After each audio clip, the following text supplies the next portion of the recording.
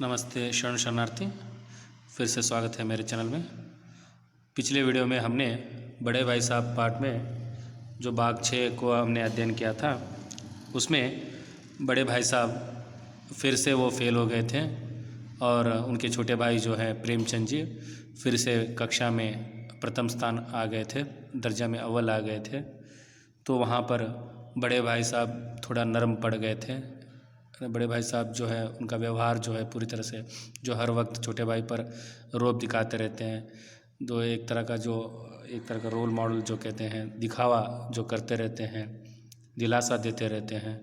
उनके स्वभाव में थोड़ा बदलाव हो गया था, आजकल वो उदास रहते थे।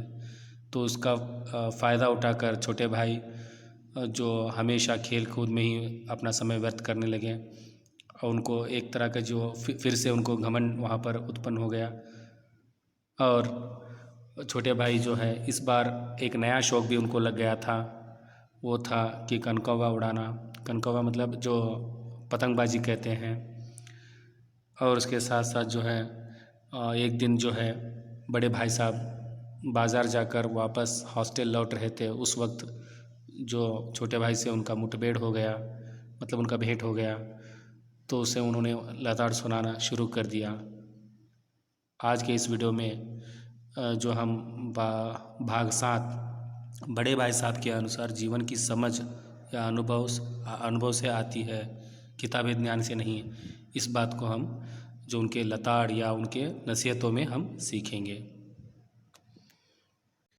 एक ज़माना था कि लोग 8वां दर्जा पास करके नायाब तहसीलदार हो जाते थे। यानी जब उस समय था, यानी ये कहानी भी बहुत ही पुरानी है, उस समय की बात, उनके पीछे की कहानी है, ये बताने की कोशिश कर रहे हैं कहानी में। जो 8वां दर्जा पास करके नायाब तहसीलदार हो जाते थे, यानी नए नए जो तहसीलदार हो जाते थे केवल 8वीं कक्षा पास करके। और मैं कितने ही मिडलचियों को जानता हूँ जो आज अव्वल दर्जे के डिप्टी मैजिस्ट्रेट या सुपरिटेंडेंट हैं, मतलब जो इस तरह के जो बड़े बड़े पद ग्रहण कर चुके हैं, जो केवल मिडलची मतलब 8वीं कक्षा पास हुए लोग। ऐसे लोगों को मैंने बहुत सारे लोगों को देखा है। बड़े भाई साहब जो अपने छोटे भाई को नसीहतें देते हुए इस तरह की बातें कह रहे हैं, मैं देखा हूँ कि 8वीं कक्षा पास होकर बड़े बड़े पद जो हैं इस तरह के, जो कौन से डिप्टी यानी डेप्यूटी जो कहते हैं, और एक अर्थ में मैजिस्ट्रेट या न्यायाधीश जो कहते हैं, या सुपरिटेंडेंट बने हैं। कितने ही 8वीं जमात वाले हमारे लीडर यानी नेता और समाचार पत्रों के संपादक हैं। संपादक मतलब एडिटर, जो समाचार पत्र की लेखन सामग्री जो तैयार करने वाले लोग। बड़े बड़े विद्वान उनकी मातहती मतलब उनके अधीन, उनके नीचे जो काम करने वाले बहुत सारे इस तरह के जो लोग जो पास होकर जो बड़े बड़े पद जो ग्रहण कर चुके हैं, वो लोग मैं काम करते हैं। मातहती मतलब उनके अधीन काम करते हैं, और तुम उसी 8वें दर्जे में आकर बाजारी लौंडों के साथ कनकौवे के लिए दौड़ रहे हो। मतलब ये यहाँ पर देखिए कहानी में थोड़ा सा यहाँ पर गलती हो गया है इस किताब में। देखिए जब वो 5वीं कक्षा पास होकर 6ठी कक्षा में आ जाता है, पहली बार जो कक्षा में प्रथम आता है, और दूसरी बार जो है 6ठी कक्षा उत्तीर्ण होकर फिर से वो कहाँ पर आता है, 7वीं कक्षा। यहाँ पर 7वीं कक्षा आना चाहता, लेकिन लेखक यहाँ पे कहानी लिखते लिखते जो 8वीं कक्षा उनको बता दिया है। जैसे कि यहाँ पे कहानी में जो विषय है, आप उसी को परीक्षा की दृष्टि से उसको लिख दीजिए। एक्चुअली वो 7वीं कक्षा होना चाहिए था। ओके, 8वीं दर्जे में आकर बाजारी लौंडों के साथ कनकौवे के लिए दौड़ रहे हो। बाजारी लौंडे मतलब जो बेकार के लड़के रहते हैं, लफंगे रहते हैं, जो काम नहीं करते रहते, उस तरह के लड़कों के साथ आप बैठकर यानी क्या है, अपना समय व्यर्थ कर रहे हो। मुझे तुम्हारी इस कम अक्ली पर, यानी कम अक्ली मतलब बुद्धिहीनता पर दुख होता है। तुम ज़हीन हो, ज़हीन मतलब बहुत ही प्रतिभाशाली होनहार हो, इसमें शक नहीं, लेकिन वह ज़हीन किस काम का जो हमारे आत्मगौरव की हत्या कर डाले। मतलब आत्मसम्मान की जो इस तरह का जो गर्व का बात वहाँ पर जो है उसको बराबर से न रह सके। तुम अपने दिल में समझते होगे मैं भाई साहब से, एक मिनट, भाई साहब से, अगला पन्ना, भाई साहब से महज एक दर्जा नीचे हूँ और अब उन्हें मुझको कुछ कहने का एक हक नहीं है ना। मतलब तुम समझते होगे कि मैं बड़े भाई से थोड़ा एक कक्षा वहाँ पे कम रहा हूँगा, है ना। तो आप क्या करोगे, आपने आपको ये पर एक तरह का घमंड आ गया होगा, क्योंकि बड़े भाई साहब थोड़ा वो उनसे भी बड़े थे, थोड़ा जानकारी रखते थे, उनको सभी बातें जल्दी पता चल जाती थी। जो लेखक में हुए बर्ताव को देखकर वो जल्द से जल्द पहचान लेते थे। लेकिन यह तुम्हारी गलती है।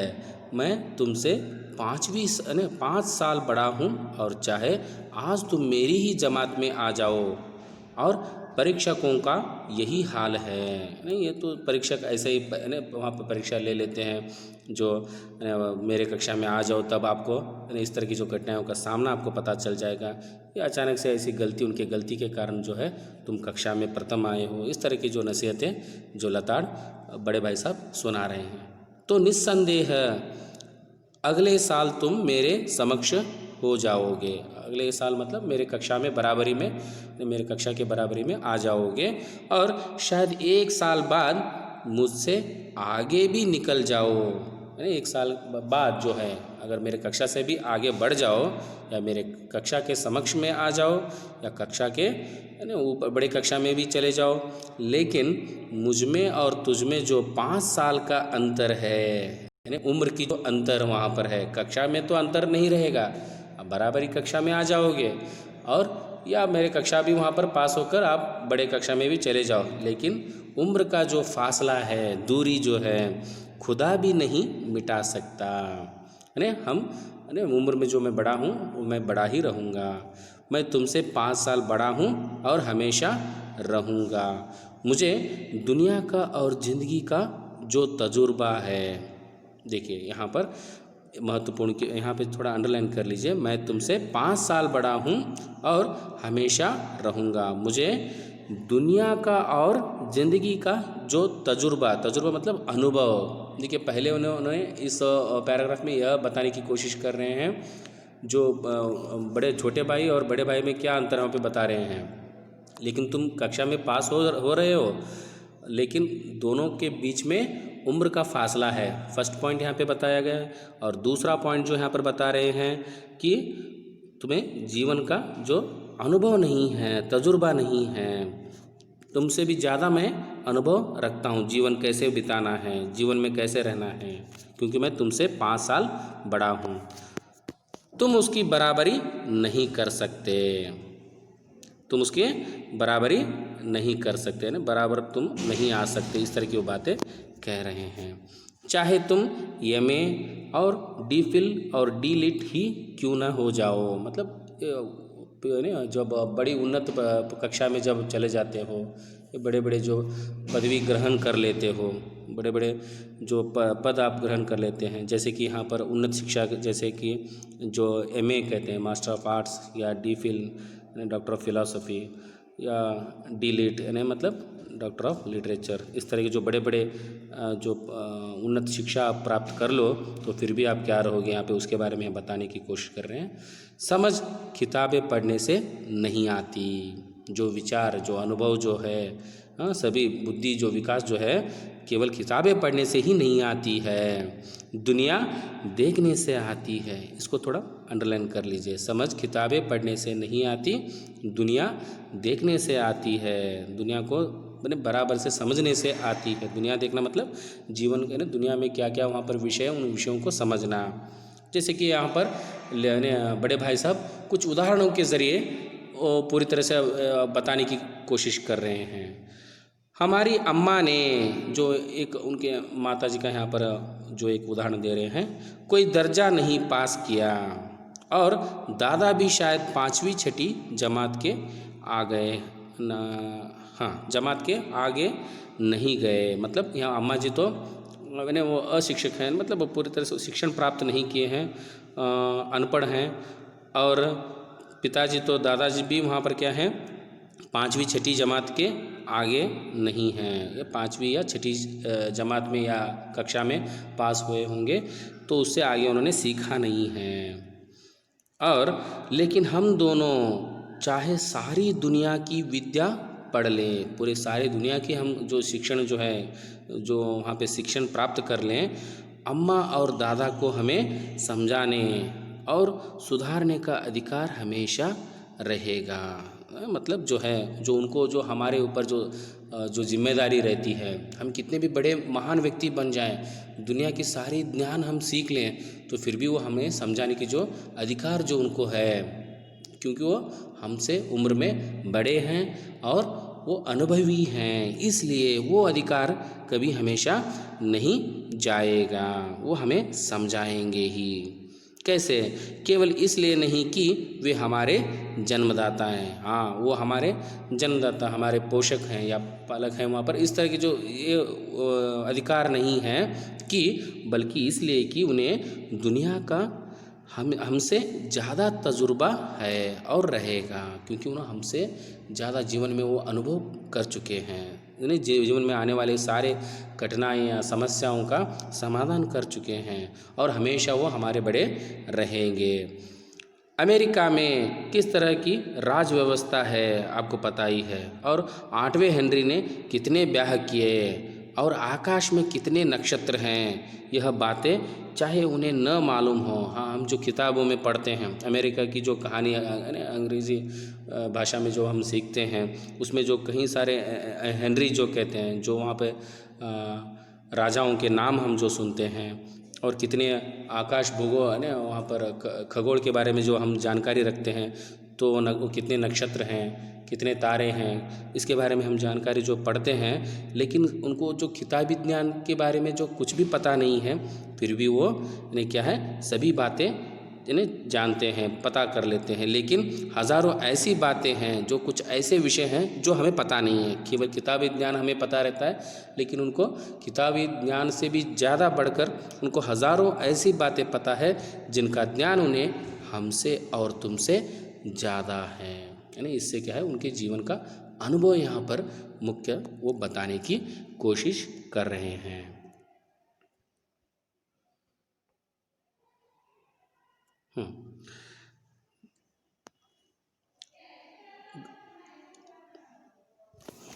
यस, दैव न करे, दैव न करे आज मैं बीमार हो जाऊं, भाग्य मेरा भाग्य दुर्भाग्य से मैं वहाँ पर अगर मैं बीमार पड़ जाऊं, कुछ बीमारी मुझे आ जाए, ऐसा बीमारी के कारण मैं अगर लेट गया होगा, तो तुम्हारी हाथ पांव फूल जाएंगे। हाथ पांव फूल जाना यानी इसका ये मुहावरा है। इस मुहावरे का अर्थ होता है घबरा जाना। दादा को तार देने के सिवा तुम्हें और कुछ न सूझेगा। जल्दी से आप घबरा जाओगे, जैसे कि मुझे बीमार देखकर, लेटे हुए देखकर आपको क्या करना पड़ेगा आपको पता ही नहीं चलेगा। तुम्हें और एकदम से क्या करोगे तुम, वहाँ पर दादाजी को क्या करोगे, तार लिख दोगे। तार मतलब ये पहले जो टेलीग्राम जो कहते हैं, ये पहले था, अब नहीं है। कहानी के जो लिखते समय, लेखक जब लिखते समय तार की व्यवस्था जो है डाकघर में था। अब आजकल यह तार व्यवस्था नहीं है, उस समय की बात है। तार जो है इमरजेंसी के लिए है ना, जो उस समय जो समस्या के लिए जो कुछ भी वहाँ पर जल्दी से जल्द उत्तर भेजने के लिए कोई घटना घटी है तो उसके लिए जानकारी देने के लिए तार का इस्तेमाल किया करते थे। आजकल ये व्यवस्था नहीं है, ये सुविधाएं नहीं हैं। सिवा तुम्हें और कुछ न सूझेगा, केवल तुम तार लिखने के लिए इतना ही समय लगा दोगे, लेकिन क्या करना है आपको पता ही नहीं चलेगा। लेकिन तुम्हारी जगह दादा हो तो किसी को तार न दें, वो घबराते नहीं हैं। तुम्हारी जगह पर अगर दादाजी, हमारे पिताजी रहते हैं तो क्या होता, यहाँ पर दादा का अर्थ होता है पिताजी। उस थोड़े प्रदेशों में दादा का अर्थ होता है, यहाँ पे पिताजी को ही दादा कहते रहते हैं। न घबराइए, न बदहवास है ना, बदहवास मतलब बेहाल जो होना, घबरा जाना, न पागल की तरह व्यवस्था करने, और एक तरह की जो अपने वर्तन में बदलाव लाना, घबराहट होना। पहले वो खुद मर्ज पहचान कर, मर्ज मतलब क्या है वहाँ पर समस्या, पहचान कर इलाज करेंगे, उसके लिए दवाई दे देंगे। उसमें सफल न हुए तो किसी डॉक्टर को बुलाएंगे। पहले जो प्राथमिक चिकित्सा वहाँ पे देंगे, है ना, इमरजेंसी वहाँ पर स्पॉट जो क्या वहाँ पर समस्या है उसको पहचानते हैं, पहचान कर उसको घर में ही वहाँ पर इलाज देने की, है ना, इलाज करने की कोशिश करते हैं। अगर उससे कोई काम न चला तो वो डॉक्टर को बुला लाते हैं। बीमारी तो खैर बड़ी चीज़ है, बीमारी तो बड़ी चीज़ ही रहती है, यानी वो उससे समस्या अगर जल्दी से हल नहीं हो पाया तो डॉक्टर बुलाना पड़ता है। हम तुम तो इतना भी नहीं जानते कि महीने भर का खर्च महीना भर कैसे चले। देखिए महीने में जो आपके खर्चा कैसे चलाना है, पैसा कितना वहाँ पे खर्च करना है, ये बड़ों का काम होता है। अगर आपके हाथों में बहुत सारा पैसा आ जाए, शायद आप एक दिन में ही खर्च कर डालते हैं। तो बच्चों यहाँ पर लेखक का कहना है, जीवन में बहुत सारे ऐसे अनुभव रहते हैं, उन पैसों को भी संभालना भी पड़ता है। ऐसा स्थान भी हमें आ जाएगा जब हम उनके बड़े लोगों के स्थान में हम आ जाएंगे, तो पैसों को हम किस व्यवस्था से उसको खर्च करना पड़ता है, जो इसके बारे में यहाँ पर बताने की वो कोशिश कर रहे हैं। जो कुछ दादा भेजते हैं, जब हम हॉस्टल में हैं उन पैसों को यहाँ पर भेजा करते हैं, तो उसे हम 20-22 तक खर्च कर डालते हैं, है ना। 20 महीने के जो 20 या 22 अभी महीने पूरे ख़त्म नहीं हुए रहते हैं, 20 तारीख या 22 तारीख को ही हम पूरी तरह से खर्च कर डालते हैं। इसका मतलब है यहाँ पर हमें पैसे कैसे खर्च करना है ये पता नहीं है, कितना खर्च करना है यह हमें पता नहीं है। फिर पैसे को मोहताज हो जाते हैं। पैसे को मोहताज होना यहाँ पर ये मुहावरा है, यानी मजबूर हो जाना, यानी हाथ फैलाना। पैसे के लिए मोहताज होना मतलब जब पैसे खाली हो जाते हैं दूसरों के आगे हम हाथ फैलाना शुरू करते हैं, अरे हमारे दादा जब भेजेंगे तब हम वापस लौटा देंगे, उस तरह की बातें हमारे मन में आ जाते हैं। और नाश्ता बंद हो जाता है, जो हॉस्टल में जो नाश्ता दिया जाता है उसके लिए फ़ीस हमारे पास नहीं रह जाते, क्योंकि हमने बराबर से खर्चा न करने के कारण जो मन में आता है उसको ले लेते हैं, उसको मनमानी करके उसको खर्च कर देते हैं, तो हमारे पास पैसे नहीं रहते हैं। धोबी जो कहते हैं कपड़े धोने वाला, और नाई मतलब जो बार्बर जो कहते हैं, से मुंह चुराने लगते हैं। लेकिन जितना आज हम और तुम खर्च कर रहे हैं उसके आधे में, यानी दादा ने अपनी उम्र का बड़ा भाग इज्जत और नेक नामी, यानी सम्मान, जो इज्जत का साथ निभाया है और कुटुंब का पालन किया है। उन्होंने अपना नाम कमाने में, यानी अपना सम्मान बढ़ाने में ही ज़्यादा समय लिया है, और कुटुंब का, यानी परिवार का जो पालन पोषण करने में वो ज़्यादा समय लगाए हैं।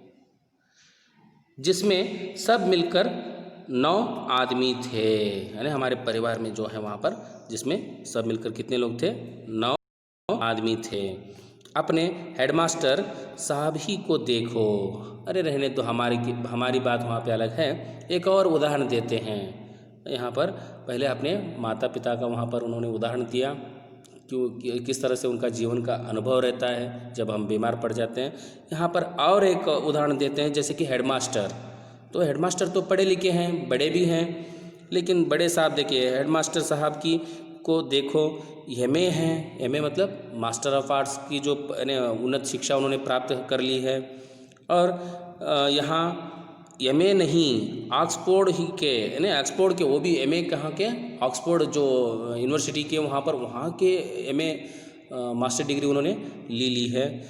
1000 रुपये पाते हैं, और कितना सालाना महीने वहाँ पर महीना 1000 रुपये, उस समय की बात है। अब 1000 रुपये तो बहुत ही 21st सेंचुरी में तो बहुत ही वो कम लगते हैं।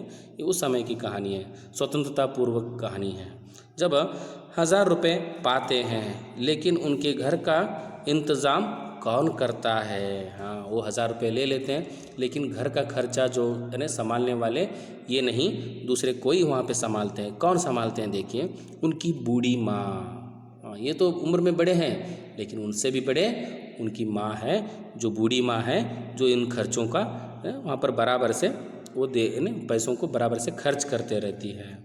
हेडमास्टर साहब की डिग्री यहाँ बेकार हो गई। देखो, एमए वहाँ पर मास्टर ऑफ आर्ट्स, जो उन्नत जो शिक्षा उन्होंने, मास्टर डिग्री जो उन्होंने हासिल की है, तो पैसों को 1000 रुपये जब मासिक जो वेतन जो आता है, उस वेतन से वो बराबर से खर्चा नहीं कर पाते हैं, लेकिन उनकी डिग्री यहाँ पर बेकार हो गई।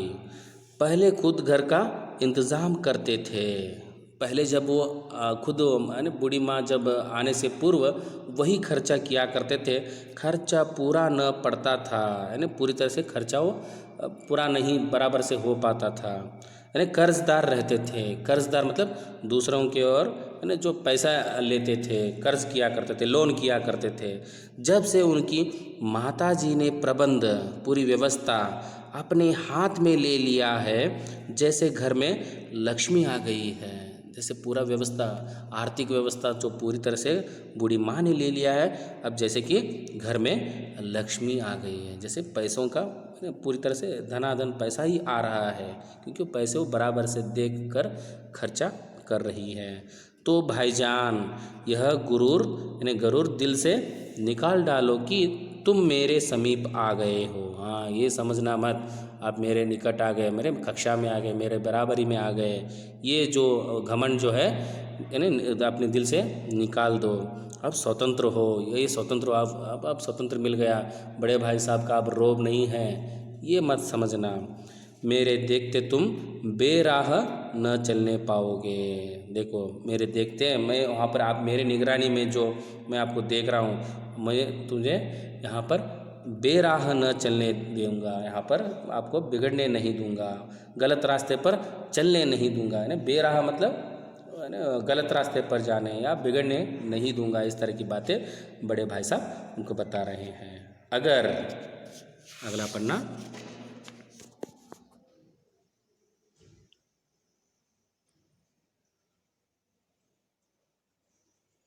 अगर तुम यूं न मानोगे तो मैं थप्पड़ दिखाकर इसका प्रयोग भी कर सकता हूँ। यानी एक थप्पड़ लगा दिए, यानी बड़े बड़े भाई साहब छोटे भाई को एक थप्पड़ भी वहाँ पर रसीद कर दी, और इस तरह से मैं वहाँ पर हाथों का भी इस्तेमाल, थप्पड़ का भी इस्तेमाल कर सकता हूँ, उसको प्रयोग करके भी वो बता दिया उन्होंने। मैं जानता हूँ तुम्हें मेरी बातें जहर लग रही हैं, मैं जानता हूँ तो जो मैं इस तरह से जो लताड़ सुना रहा हूँ, मैं डांट रहा हूँ, तुम्हें बहुत ही बुरा लग रहा है। जहर लग रही है मतलब इसका मुहावरा का अर्थ होता है बुरा लगना। मैं उनकी इस नई युक्ति से नतमस्तक हो गया। जो नए विचार, युक्ति मतलब विचार, जो इस तरह के जो विचार उन्होंने व्यक्त किए हैं, तो मैं पूरी तरह से नतमस्तक हो गया, सिर झुका दिया। जो उनका प्रभाव को मैंने मान लिया। मुझे आज सचमुच अपनी लघुता का, जो छोटापन का अनुभव हुआ। मैं छोटा हूँ, उनके बातों से पता चल गया।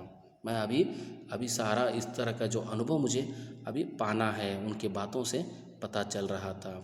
और भाई साहब के प्रति मेरे मन में श्रद्धा उत्पन्न हुई। इस तरह की जो अनुभवी बातें सुनकर उनके प्रति मेरे मन में श्रद्धा की भक्ति भाव उत्पन्न हुई।